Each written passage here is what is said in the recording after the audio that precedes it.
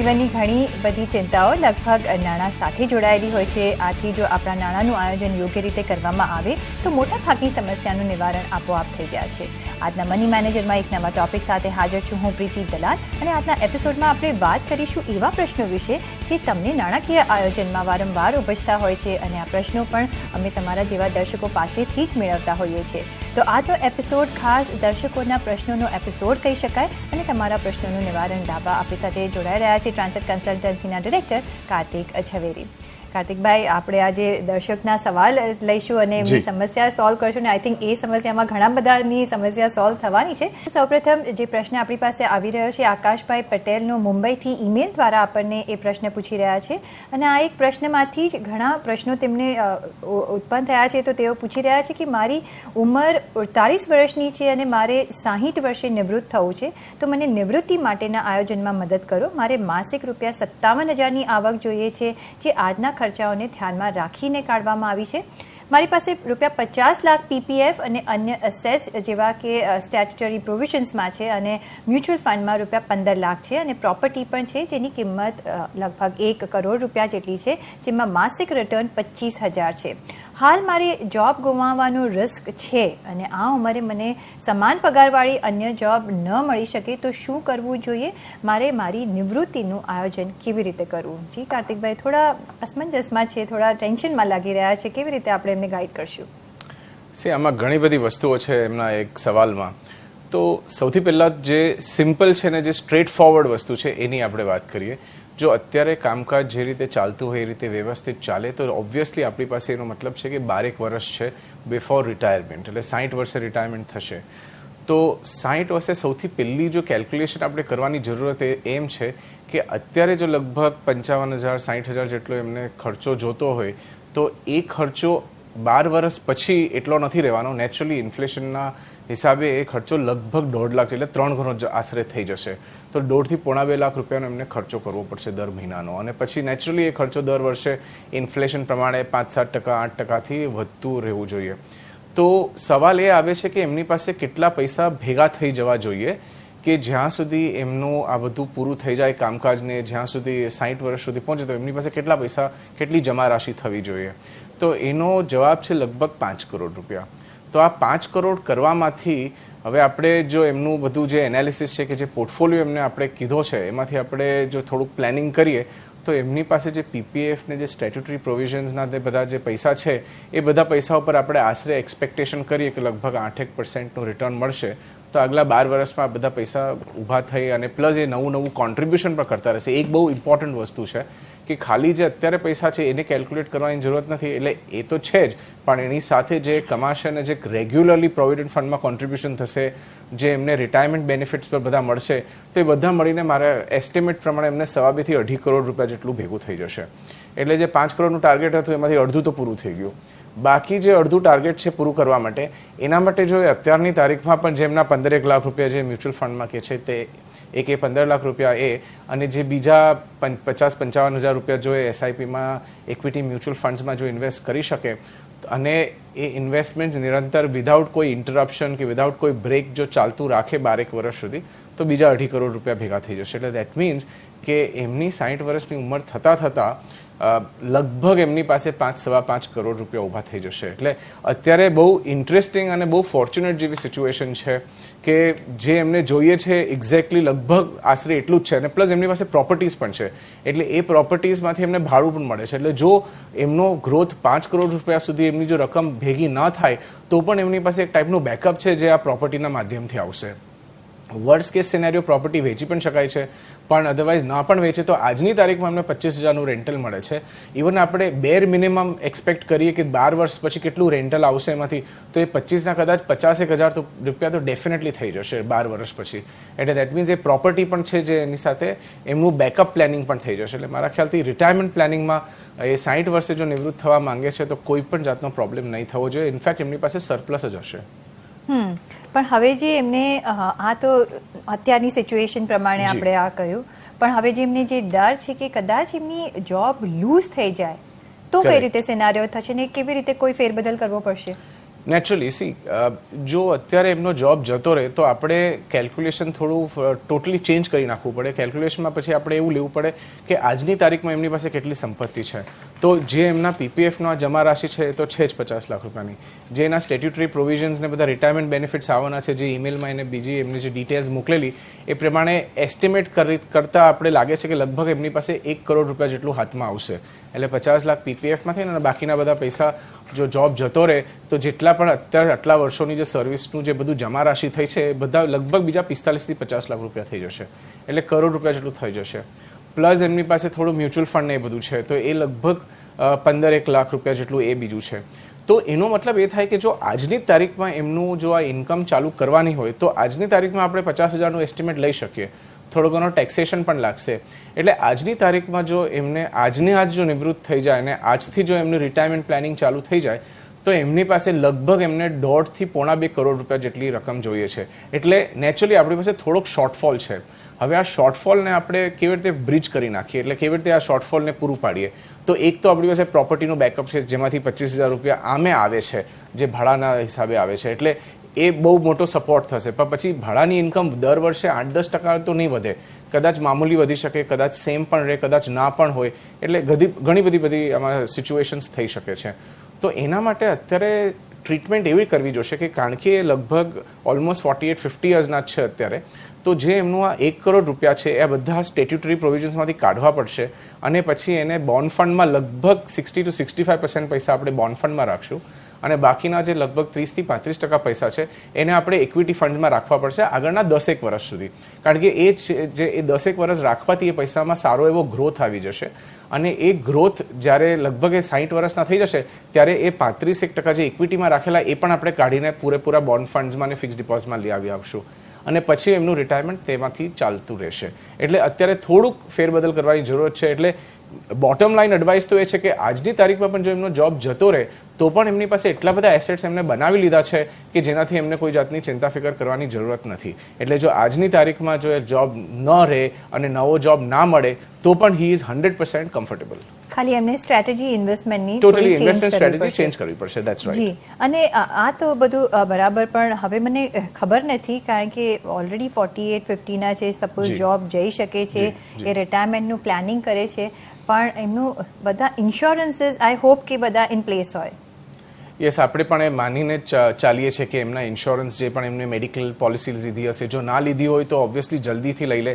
કારણ કે એકવાર 50 વર્ષ જો ક્રોસ થઈ જાય છે ત્યારે પછી રિસ્ટ્રિક્શન્સ પણ વધી જાય છે અને ત્યારે પછી કોપે પણ પર્સન્ટેજ વધી જાય છે. પછી ઇન્સ્યોરન્સ કંપની તમને એમ પણ કહે છે કે હવે તમે જઈને થોડું આ ટેસ્ટ કરાવો અને અમને આ રિપોર્ટ આપો અને એમાં પણ ઘણીવાર પ્રીમિયમ લોડિંગ પણ થઈ જતું હોય છે.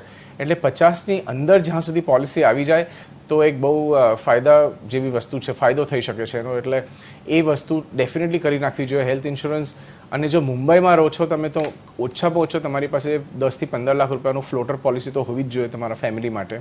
અને જો ઓછી હોય તો પછી ટોપઅપ કરાવી લો અને એનાથી વધુ હોય તો ઓબ્વિયસલી તમારે રિલેક્સ થઈ જવાની જરૂર છે. બહુ ચિંતા કરવાની જરૂરત નથી. તમારી કંપની પણ જો તમને અત્યારે પોલિસી આપતી હોય તો પણ આઈ વુડ રેકમેન્ડ કે એક નાનકડી 5 થી 10 લાખ રૂપિયાનું ફ્લોટર લઈ લો. કારણ કે આગળ જતાં જો એ ઓછું થઈ ગયું કે કંપનીનું કવર વિડ્રો થઈ ગયું કે કંપનીમાંથી જે એમને રિસ્ક છે કે જોબ નહીં રહે તો એમનું પર્સનલ કવર કામ આવશે. અને પર્સનલ કવર જ્યારે તમે શરૂઆત કરો છો તો પહેલાં 2 વર્ષથી 4 વર્ષમાં થોડો ઘણા રિસ્ટ્રિક્શન્સ હોય છે અને 4 વર્ષ પછી કોઈ પણ રિસ્ટ્રિક્શન્સ નથી હોતા. એટલે આ બધી વસ્તુઓ ધ્યાનમાં રાખવી જરૂરી છે. જી આકાશભાઈ, તો અમને ખબર નથી પણ જો તમારો ઇન્સ્યોરન્સ ઇન પ્લેસ ના હોય તો એના પર બી હમણાં ધ્યાન આપી દેજો, નહીં તો પાછળ જતાં થોડું મોડું થઈ જશે, તમને એક્સપેન્સિવ પડશે. સાથે જ હવે એમને રિટાયરમેન્ટ પહેલાં ટેક્સેશન પાર્ટ કઈ રીતે અપ્લાય કરશે ને એમાં શું કામ કરવું જોઈએ? જો એ રિટાયરમેન્ટનું પ્રી રિટાયરમેન્ટનું આપણે પ્લાનિંગ કરતા હોઈએ તો એમાં લગભગ એમને ટેક્સેશનનું બિલકુલ ચિંતા કરવાની જરૂરત નથી. કારણ કે લગભગ કોઈ ટેક્સ લાગશે નહીં. ઇનફેક્ટ એ છે ને મલ્ટિપલ 2-in-1 સ્ટ્રેટેજીસ કરી શકશે. દાખલા તરીકે આપણે એમ કહીએ છીએ કે આપણે મ્યુચ્યુઅલ ફંડમાં થોડું ઇન્વેસ્ટમેન્ટ કરવું છે. હવે એ ઇન્વેસ્ટમેન્ટ આપણે લાર્જ કેપમાં કરશું, મિડ કેપમાં કરશું ને એ પ્રમાણે એક પોર્ટફોલિયો બનાવશું. પણ સાઇડ બાય સાઇડ એ ઇન્વેસ્ટમેન્ટનો એક નાનકડો ભાગ આપણે 1.5 લાખ રૂપિયા સુધી આપણે સેક્શન 80Cમાં પણ નાખી દઈશું. એટલે એમાં 2-in-1 કામ થઈ જશે આપણું. એટલે ELSSમાં ઇન્વેસ્ટમેન્ટ થઈ જશે, સેક્શન 80C માં જે 1.5 લાખ રૂપિયાનું વર્ષનું જે ડિડક્શન મળે છે એ ડિડક્શન પણ મળી જશે, ટેક્સ સેવિંગ પણ થઈ જશે અને આપણી રિટાયરમેન્ટ સ્ટ્રેટેજી પણ જે રીતે ચાલવાની છે એ જ રીતે ચાલશે. કારણ કે તમે ડાયવર્સિફાઈડ ઓપન એન્ડેડ ફંડમાં જાઓ કે ડાયવર્સિફાઈડ ELSS ફંડમાં જાઓ, એ બેઉ ફંડ કામ તો લગભગ સેમ કરશે, પણ એક ફંડમાં તમને આ ટેક્સ બેનિફિટ પણ મળી જશે.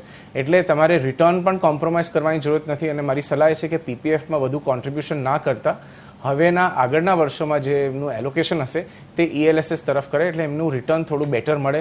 અને જે આપણે છેલ્લા 15 વર્ષની હિસ્ટ્રી જોઈએ છે કે ઇવન 20 વર્ષની પણ આપણે ઇતિહાસ જોઈ લઈએ તો એમાં પણ દેખાઈ આવે છે કે ELSS સ્કીમ્સે એવરેજ લગભગ 18 થી 20% સુધીનું આશરે પર યરનું એટલે દર વર્ષનું રિટર્ન આપ્યું છે, જ્યાં PPFએ દર વર્ષનું એવરેજ લગભગ 8.5% રિટર્ન આપ્યું છે. જી બરાબર છે. તો જો તમે નિવેશ કરો છો આવી રીતે તો તમને રિટર્ન બી સારા મળશે. ઇક્વિટી મ્યુચ્યુઅલ ફંડમાં તમે જો નિવેશ કરો છો અને સાથે તમને ટેક્સ બેનિફિટ પણ મળશે, તો અત્યારે તો તમને ટેક્સેશન પોઈન્ટ ઓફ વ્યૂ કોઈ ચિંતાની જરૂર નથી. પણ સપોઝ ટેક્સેશન પછી રિટાયરમેન્ટ પછી કેવી રીતે કામ કરશે, ત્યારે આફ્ટર રિટાયરમેન્ટ કઈ રીતે એમને ધ્યાન રાખવું જોઈએ? આમાં છે ને થોડું ડિફિકલ્ટી છે કે રિટાયરમેન્ટ પછી ટેક્સેશન કઈ રીતે કામ કરશે તો બોલવું થોડું અઘરું એ રીતે છે કે આપણે જે અઝમ્પશન્સ કરી શકીએ છીએ એ આજના જે કાયદા છે એ પ્રમાણે કરી શકીએ છીએ. હવે 10-12 વર્ષ પછી શું કાયદા રહેશે એ થોડા ડિફિકલ્ટ છે એસ્ટિમેટ કરવા, પણ જે આજના આપણે અઝમ્પશન્સ પ્રમાણે ચાલીએ તો નેચરલી આ બધા પૈસા હું સજેસ્ટ કરું છું કે બધા બોન્ડ ફંડ્સમાં રાખે. તો બોન્ડ ફંડ્સના ટેક્સેશનમાં એવું છે કે અત્યારે તમે પહેલાં 3 વર્ષ જે પણ તમે પૈસા આમાંથી કમાવો કે જે પણ વ્યાજ તમને મળે એ વ્યાજ ઉપર તમારે ટેક્સ ભરવો પડે છે. વ્યાજ તમારી ઇન્કમમાં ટોટલી એડ થઈ જતું હોય છે. પણ ફાયદો એ થાય છે બોન્ડ ફંડ્સમાં કે જે પણ ફિક્સ ડિપોઝિટમાં તમને રેટ મળે છે એનાથી લગભગ તમે 1-1.5% આશરે રિટર્ન વધારે એક્સપેક્ટ કરી શકો છો. એટલે તમારો જે ટેક્સ થવાનો છે એ થોડું તમને કોમ્પન્સેશન થઈ જશે. જો તમારી ટોટલ ઇન્કમ જ 2.5 લાખથી ઓછી થશે કે ઇવન ફોર એક્ઝામ્પલ 4 લાખ સુધી થઈ ગઈ તો પણ તમે 1.5 લાખ રૂપિયાને સેક્શન 80C ઇન્વેસ્ટ કરી શકો છો અને એ રીતે તમારો ટેક્સ ઓછો થઈ જશે. એટલે એમની જરૂરત પ્રમાણે જો આપણે એસ્ટિમેટ કરીએ કે એમના 1 લાખ કે 1.5 લાખ રૂપિયા કોઈને જો આવવાની હોય ઇન્કમ અને એ પ્રમાણનું પ્લાનિંગ કરીએ તો મારા ખ્યાલથી ટોટલી આફ્ટર રિટાયરમેન્ટ પહેલાં 3-1 વર્ષમાં એમને લગભગ 10-12% ટોટલ ઇન્કમ ઉપર ટેક્સ લાગશે. એનાથી વધુ ટેક્સ લાગવાની ચાન્સીસ બહુ ઓછા છે. એટલે આજના આપણે આ અઝમ્પશન્સ ઉપર વાતચીત કરી રહ્યા છે. અને 10 વર્ષ પછી શું ટેક્સ બ્રેકેટ હશે એ તો ઓફકોર્સ ત્યારની જ વાત છે. કદાચ વધારે જ હશે અને એમનો ટેક્સ આગળ જતા અત્યારે હું કહું છું 10-12% હશે, પણ રિયલી જ્યારે રિટાયર થશે કદાચ એમનો ટેક્સ 5% કે 7% કે મે બી મેક્સિમમ 8% જેવો ટેક્સ આવશે. એટલે એમને આઈ ડોન્ટ થિંક બહુ બધો ટેક્સનો પણ વિચાર કરવાની જરૂરત છે. અને 3 વર્ષ પછી તો લગભગ તમારો ટેક્સ 1% કે 3% જેટલું થશે, એનાથી વધારે નહીં થાય, કાં તો ટેક્સ ફ્રી થઈ જશે. દેટ મીન્સ એમની 63 વર્ષની ઉંમર પછી. જી બરાબર છે. તો અત્યારે તો આપણે અત્યારના ટેક્સ સ્લેબ પ્રમાણે આપણે આ ગણ્યું છે, પણ વખત જતાં હજી સમયગાળો બહુ મોટો છે એટલે ટેક્સ રેટ્સ ચેન્જ થઈ શકે છે અને આપણે હોપ કરીએ કે ઓછા જ ટેક્સ રહે તો આપણને બેનિફિટ મળે. પણ અત્યારે મની મેનેજરમાં સમય થઈ રહ્યો છે એક વિરામનો. વધારે દર્શકોના સવાલ લઈશું વિરામ બાદ.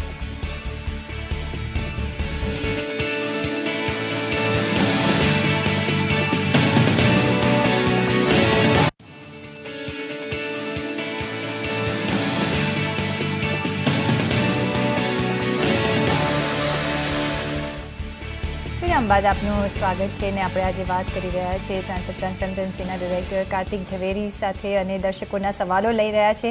અને જે નેક્સ્ટ સવાલ છે એ છે લોકેશ શાહનો, જેમનો ઈમેલ મારફત સવાલ આવ્યો છે. તેઓ લખી રહ્યા છે કે હું એક પ્રાઇવેટ સ્કૂલમાં શિક્ષક છું. મારી ઉંમર 41 વર્ષની છે. મારી માસિક આવક ₹35,000 છે અને મારો માસિક ઘરનો ખર્ચ 20,000 છે, જેમાં હોમ લોનનો પણ સમાવેશ થાય છે. મેં ₹70,000 FDમાં રોક્યા છે. મારી પાસે 1.5 લાખ પ્લસ 1.5 લાખનું મેડિક્લેમ છે.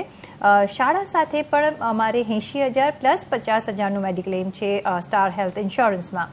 આ બંને કવર મારા અને મારા પત્નીના છે. મેં માસિક SIPમાં ELSSમાં 1,000 અને લાર્જ કેપમાં 1,000 રૂપિયા રોકાય છે અને છેલ્લા 2 વર્ષથી તેઓ આ રોકી રહ્યા છે.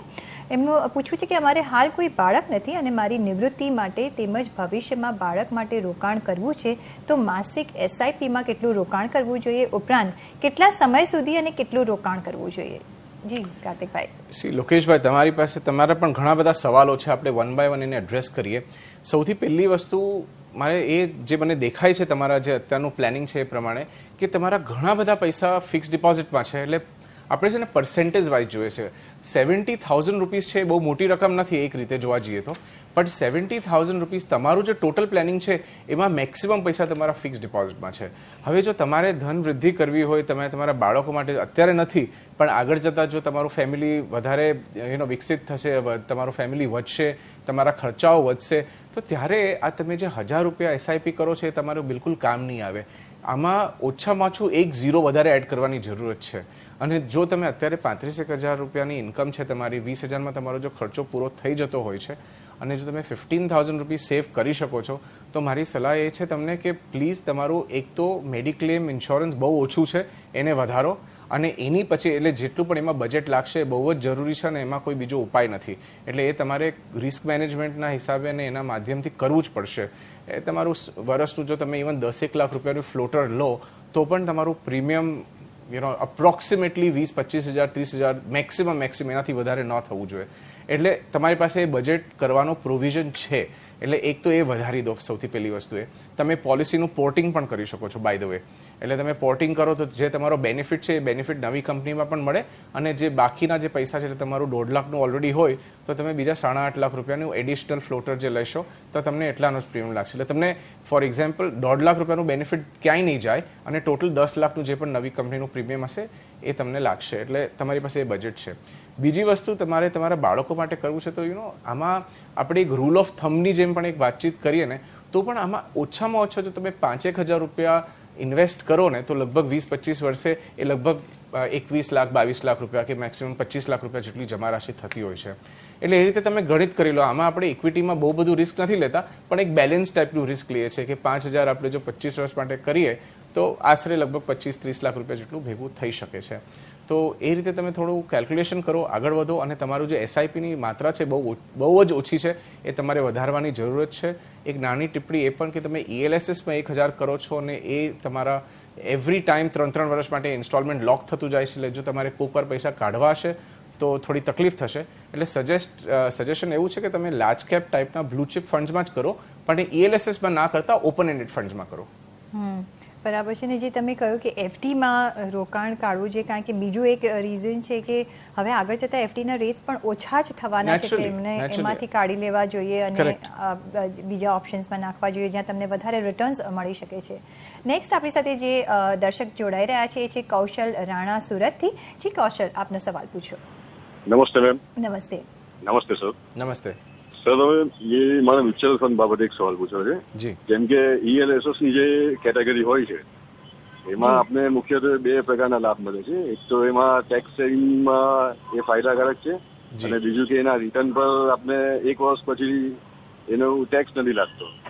તો આ જે 2 લાભ છે એ બીજી કઈ કઈ કેટેગરીને લાગુ પડે છે કે ખાલી માત્ર ELSS માટે જ છે? ઓકે, સો બરાબર તમે કીધું, પણ અનફોર્ચ્યુનેટલી ફક્ત ELSS જ એક એવી કેટેગરી છે જેમાં તમને આ બેનિફિટ મળે છે.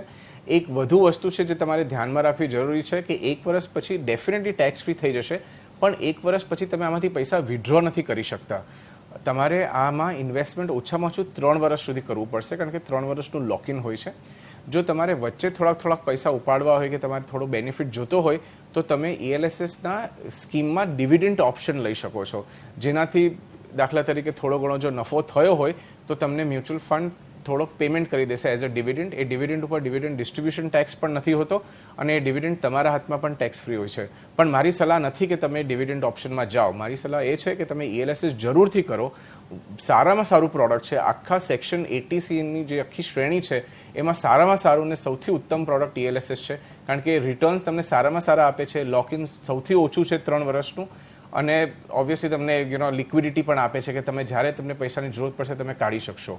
તો તમે ડેફિનેટલી એમાં ઇન્વેસ્ટ કરો, અને 3 વર્ષ સુધી શું કામ, તમે 3 વર્ષ 4 વર્ષ 10 વર્ષ સુધી પણ રાખી શકો છો, પણ જરૂરથી ગ્રોથ ઓપ્શનમાં જજો. જો ડિવિડન્ડમાં જશો તો તમારા પૈસા પહેલાં વધુ જલ્દી પાછા આવી જશે, અને જે પૈસા પાછા આવી જાય છે પછી ખર્ચાઈ જાય છે, અને જો તમે ઇન્વેસ્ટમેન્ટમાં જ રાખશો તો એ પણ પૈસા તમારા વધતા રહેશે અને મલ્ટીપ્લાય થતા રહેશે. બરાબર છે. તો ELSS is a good option, પણ તમારી ગ્રોથ પ્લાનમાં જવું, નહીં કે ડિવિડન્ડ પ્લાનમાં, અને તમે કેટલા બી વર્ષ એમાં રોકાણ કરી શકો છો. સાથે જ હવે જે નેક્સ્ટ આપણી સાથે દર્શક જોડાયા છે એ પણ સુરતથી છે. હિરેન પવાર જોડાયા છે આપણી સાથે. જી હિરેન, આપનો સવાલ પૂછો. મારી ઉંમર 26 વર્ષની છે. જી. મારે મ્યુચ્યુઅલ ફંડમાં 10,000 રૂપિયા પર મંથની એસઆઈપી સ્ટાર્ટ કરવી છે. ઓકે. અને મારા બ્રધરની ઉંમર 20 વર્ષ છે અને 2 થી 3 લાખ રૂપિયા એને 2 થી 2,000 રૂપિયાની એસઆઈપી સ્ટાર્ટ કરવી છે એના માટે. ઓકે, તો તમને બે ભાઈઓને એસઆઈપી સ્ટાર્ટ કરવી છે. જી, અમે જરૂર તમને ગાઈડ કરશું. કાર્તિકભાઈ, યંગસ્ટર્સ છે, કેવી રીતે ગાઈડ કરશું? બહુ જ સરસ વસ્તુ છે અને સ્ટ્રેટ હવે યંગસ્ટર્સને મોટિવેટ કરવા માટે મને એક ઉદાહરણ આપવાની બહુ મજા આવે છે અને એ લોકોને પણ એવી રીતે પ્રોત્સાહન મળે. આશરે 10,000 રૂપિયા જો કરો 15 વર્ષ માટે જો કરી શકો તો સ્ટ્રેટ હવે 60 લાખ રૂપિયાની એક જમા રાશિ બની જશે તમારી પાસે. એટલે આ એક વસ્તુ છે જે તમારે કન્સિડર કરવી જોઈએ.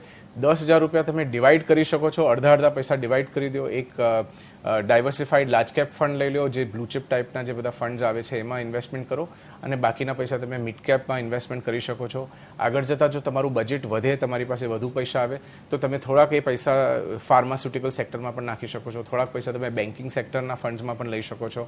એટલે એ રીતે તમારો પોર્ટફોલિયો આગળ જતાં થોડો ડાયવર્સિફાઈડ થતો રહેશે અને આગળ જતાં તમને ઘણા બધા પૈસા ભેગા થશે. એક વસ્તુ બહુ ઇમ્પોર્ટન્ટ છે જે ધ્યાનમાં રાખવી જોઈએ, તમે એસઆઈપી કરવાના હોય તો મેન્ટલી તૈયારી થઈ જાઓ, તૈયારી કરી લો કે તમારે ઓછામાં ઓછું 8 થી 10 વર્ષ આને એસઆઈપીને ચલાવવું પડશે.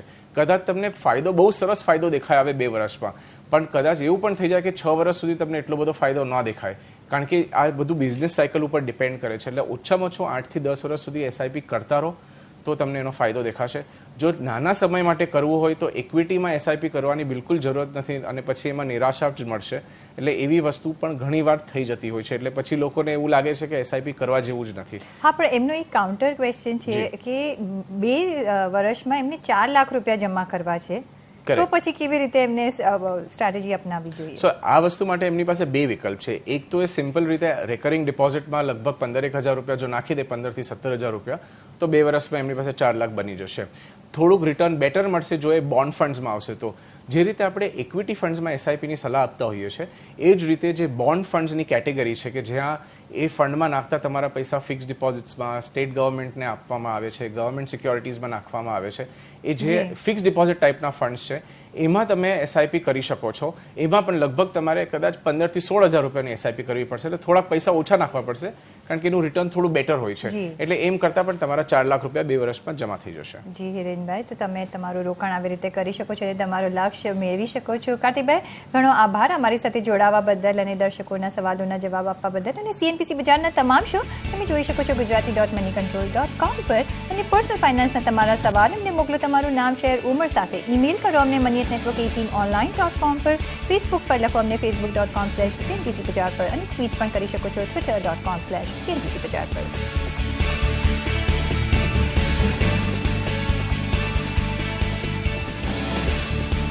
મની મેનેજરમાં બસ આટલું જ, પણ સમાચારો ઘણા છે. તમે જોતા રહો સીએનબીસી બજાર. નમસ્કાર.